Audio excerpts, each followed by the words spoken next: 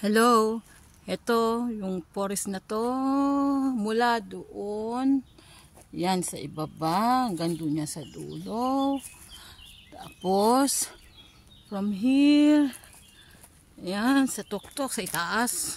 Kung sabihin maglalakad tayo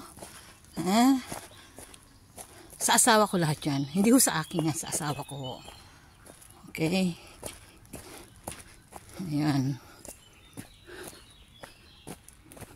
Bali, ang total land area ho, 16 hectares. Tapos, ang vineyard namin, hindi ako nagkakamali, 9 or 10 hectares.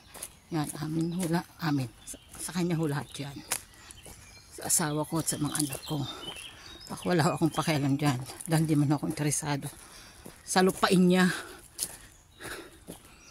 Yan. Kanila ho lahat yan. Hindi ako kasali doon. Ayoko makisali.